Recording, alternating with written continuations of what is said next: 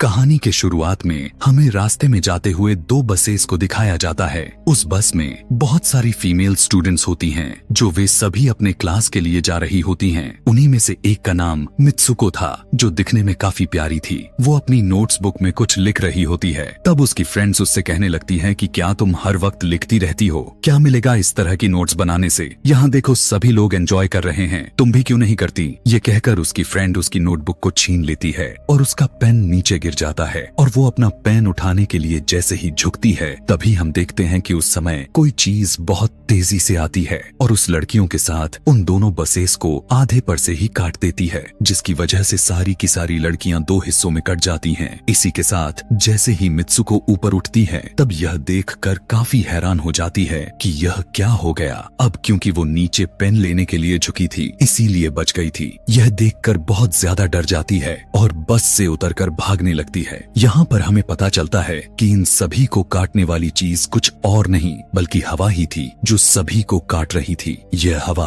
अब मित्सुको के पीछे भी पड़ जाती है। यह देखते हुए मित्सुको चिल्लाते हुए काफी तेजी से भागने लगती है। भागते समय उसे आगे 4 लड़कियां और भी दिखाई देती हैं और वो उन्हें झुकने के लिए कहती हैं, लेकिन काफी देर हो चुकी थी। वो हवा उन्हें भी आधे पर से काट कर चली जाती है। लेकिन उनमें से मित्सुको एक लड़की को बचा लिया था कि तभी इन्हें कुछ साइकिलिंग करते हुए लड़कियां नजर आती हैं, जो कहीं पर जा रही थीं। उन्हें भी ये बचाने की कोशिश करती हैं, लेकिन वो हवा उनके साथ भी वही करता है जो अभी इनके दोस्तों के साथ हुआ। और इसी दौरान वो लड़की भी मारी जाती है, जिसे अभी उस अदृश्य चीज से बचाया था। अब वो यह देखकर काफी डर जाती है और वो इधर उधर भागने लगती है। आगे हम देखते हैं कि मित्सुको जब एक नदी के पास जाती है, तो वो यह देखकर हैरान हो जाती है कि उस नदी में भी पहले से बहुत सारी डेड बॉडीज पड़े हुए थे, जिसने हवा ने यानी उस अदृश्य चीज ने काट दिया था। वहाँ से वो एक डेड बॉडी के कपड़े लेकर चेंज कर लेती है। अगले सीन में हम देखते हैं कि मित्सुको चलते चलते एक स्कूल में पहुंच चुकी है, जहाँ पर और भी बहुत सारी फीमेल स्टूडेंट्स थीं।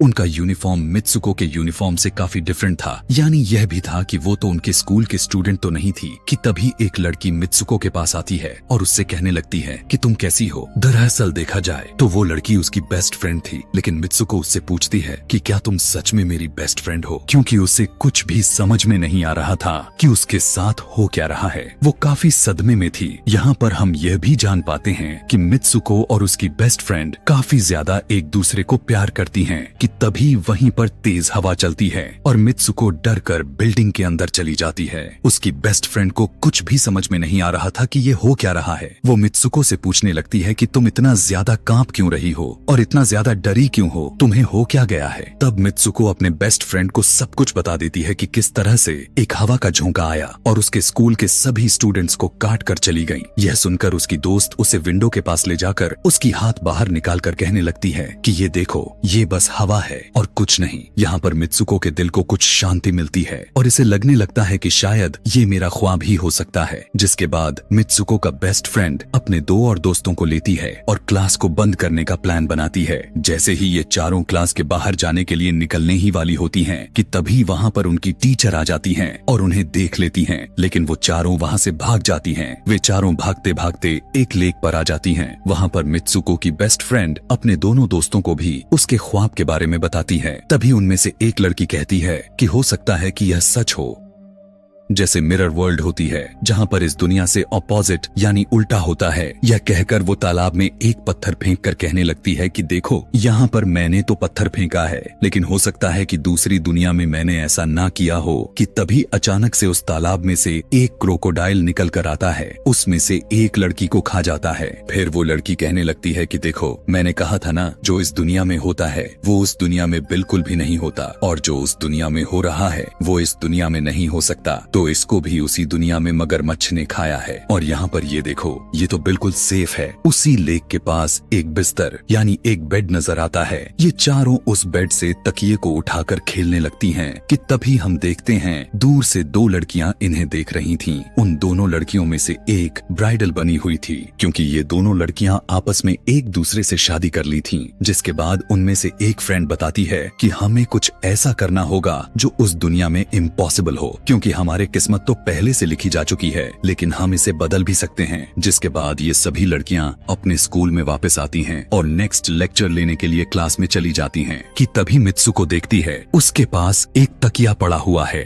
अब जैसे ही वो इस तकिए को उठाने के लिए नीचे झुकती है कि तभी उसकी टीचर पूरे क्लास में गन से फायर करने लगती है और जैसे ही मित्सुको उस तकिए को उठाकर ऊपर देखती है तो उसके क्लास के सभी लड़कियां मारी जा चुकी होती हैं और यहाँ पर एक बार फिर वो बच जाती है जैसे पिछली बार अपने ड्रीम्स में बच गई थी। मित्सुको की टीचर उसके पास आकर कहती है कि तुम्हारी हिम्मत कैसे हो गई, इस क्लास को बंद करने की, तुम्हारा भी मरना तय है। कि तभी उसी वक्त दो लड़कियां और आ जाती हैं और मित्सुको को बचाकर वहाँ से भागने की कोशिश करती हैं, लेकिन एक दूसरी टीचर वहाँ पर आकर उन दोनों लड़कियों को मौत के घाट उतार देती है। अब जितने भी स्टूडेंट्स की जान बच गई थी, मित्सुको उनके साथ बाहर भागने लगती हैं, लेकिन स्कूल की सभी टीचर्स उन सभी लड़कियों पर फायरिंग करने लग जाती हैं। अब यहाँ पर फायरिंग के दौरान सभी लड़कियां जैसे ही वहाँ से बाहर आती हैं, तो यहाँ पर हवा उन्हें काट देती है। यहाँ पर अब मित्सुको यहाँ पर एक बार फिर से अकेली रह जाती है और वो वहाँ से भागकर क्राउड एरिया से होता हुआ पुलिस स्टेशन में जाती है। वो वहाँ पर सब कुछ बताने लगती है। उसकी यह बात सुनने के बाद पुलिस वाली लड़की उससे कहती है कि लेकिन तुमने स्कूल वाली कपड़े तो नहीं पहने हुए हैं। और जब वो उसके सामने एक मिरर को रखती है तब मित्सुको उस मिरर में देखती है कि वो तो एकदम से बदल गई होती है और लोग उसे मित्सुको के नाम से नहीं बल्कि उसे किसी और नाम से बुला रहे थे। यहाँ पर हमें पता चलता है कि उसकी शादी होने वाली थी। तब वही पुलिस ऑफिसर उसे उसकी शादी के लिए लेकर जाती है। यह देखकर आसपास के लोग उसे कॉन्ग्रेचुलेशंस दे रहे थे। अब जैसे ही वे सभी उसे लेकर चर्च पहुँचते हैं तो मित्सुको को बेस्ट फ्रेंड भी वहीं पर मौजूद होती है। मित्सुको उससे पूछने लगती है कि यह सब मेरे साथ क्या हो रहा है। तब उसकी दोस्त उससे कहती है कि अभी खामोश रहो, हम अभी किसी के कंट्रोल में हैं, बस जैसा मैं कहूँ तो तुम वैसा ही करो। और यह कहते हुए वो उसका वेडिंग ड्रेस पहनाती है और उसे वहाँ जाने के लिए कहती है। अब जैसे ही वो अपनी मैरिज सेरेमनी के लिए आगे बढ़ती है तो वहाँ की सभी लड़कियाँ उसका मजाक उड़ाने लगती हैं। यह देखकर उसकी बेस्ट फ्रेंड एक एक करके सभी को मारना शुरू कर देती है। जिसके बाद जैसे ही मित्सुको आगे बढ़ती है तो उसके ग्रूम की जगह एक ताबूत खड़ा हुआ नजर आता है।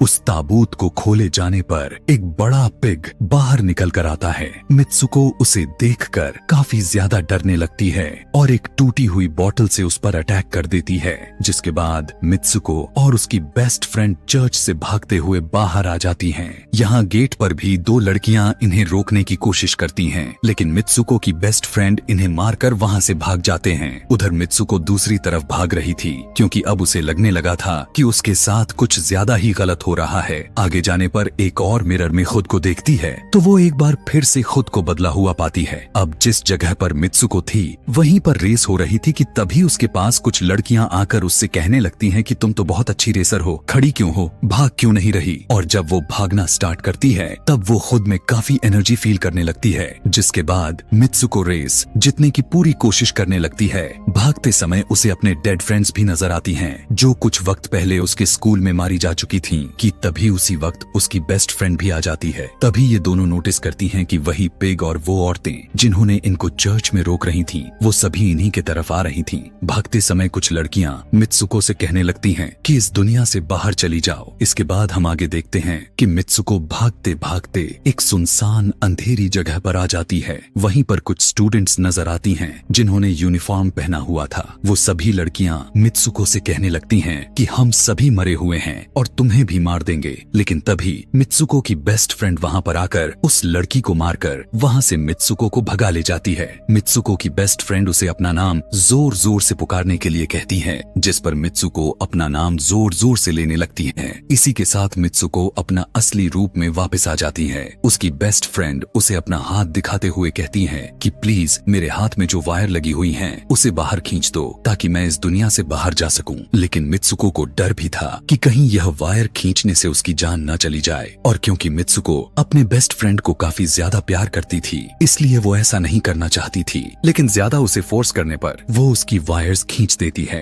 वायर खींचते ही उसकी बेस्ट फ्रेंड की बॉडी दो हिस्सों में बट जाती है और तभी उसी वक्त उसे एक गेट नजर आती है। उस दरवाजे से बाहर आने पर वो देखती है कि अब वो आदमियों की दुनिया में आ चुकी है। वहीं पर उसके पोस्टर्स भी लगे हुए थे। जिस पोस्टर को कुछ लड़के देख रहे थे तभी एक लड़का मित्सुको के पास आकर कहता है कि तुम फ्यूचर में हो। इस बात को सुनते ही वो बेहोश हो जाती है। कुछ टाइम के बाद जब उसे होश आता है तब वो आगे बढ़ती है। तब वो देखती है कि एक बूढ़ा आदमी गेम खेल रहा होता है और उसी गेम में मित्सुको वही कैरेक्टर नजर आती है जो अभी बनी हुई है। मित्सुको को देखते ही बूढ़ा आदमी कहने लगता है कि मैंने ही इस गेम को बनाया है और मैं ही हूँ जो तुम लोगों को कंट्रोल कर रहा हूँ। तुम तो बहुत पहले मारी जा चुकी थी, लेकिन मैंने तुम्हारा डीएनए लेकर तुम्हें फिर से बनाया। मित्सुको को जब यह बात सुनकर उसे पता चल जाता है कि यह एक गेम है तो उसे लगता है कि शायद मैं अभी भी अपने दुनिया में जा सकती हूँ कि तभी उसी समय एक आदमी आता है और मित्सुको को अपने पास बुलाने लगता है। तब वो बूढ़ा आदमी मित्सुको से उसकी आखिरी लेवल को कंप्लीट करने के लिए कहता है। वो आगे बढ़ने लगती है कि तभी मित्सुको को अपने दोस्त की कही हुई बात याद आ जाती है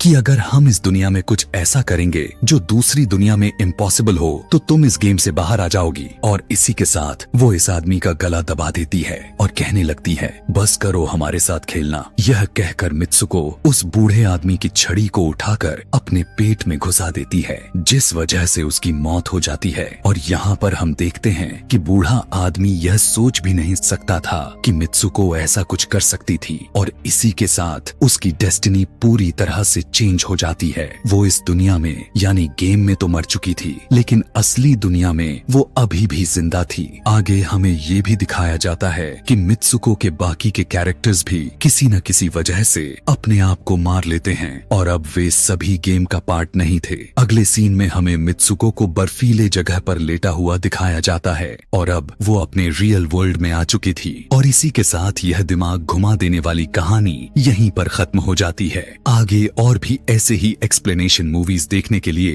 कमेंट में नेक्स्ट लिखना ना भूलें। Thanks for watching.